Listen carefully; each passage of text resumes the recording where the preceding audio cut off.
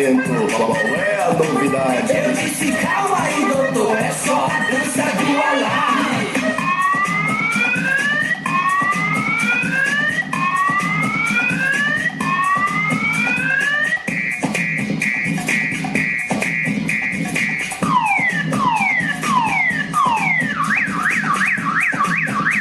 De novo esse evento.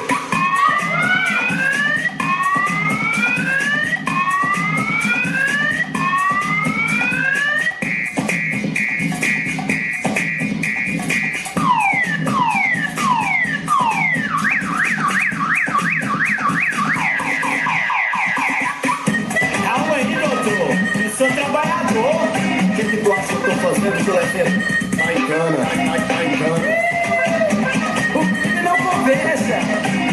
Esse é o papo do grupo Psicosônico.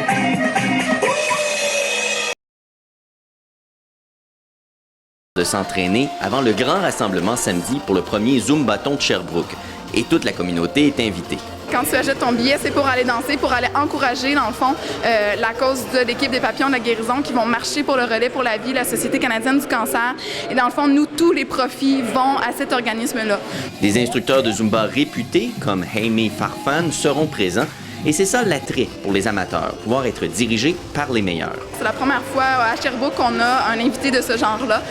Donc, c'est à ne pas rater. Il va être là sur scène, puis on va être 20 instructeurs de la région aussi à faire danser les gens. La salle Bernard Bonneau de l'école Montcalm peut accueillir un maximum de 250 personnes qui vont toutes danser ensemble de cette façon. C'est ce que les gens aiment du Zumba, organiser de grandes fêtes avec beaucoup de monde. Plus qu'il y a de monde, plus que c'est le fun de danser. J'ai vu des films là, qu'il y en avait 2000, 3000 qui dansaient ensemble, là, puis le party était pogné, fait que ça va être la même chose. C'est populaire parce que ça fait bouger les gens sur des rythmes latins, des rythmes...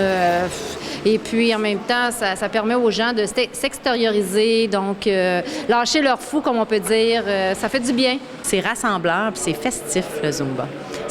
T'as même pas l'impression de t'entraîner, parce qu'on s'entraîne quand même, mais c'est juste agréable. C'est comme un gros party, finalement. De toute évidence, en fait, c'est en croissance partout au Québec. Ça a pris du temps avant que ça arrive, parce que, dans le fond, les formations étaient données surtout tout en anglais.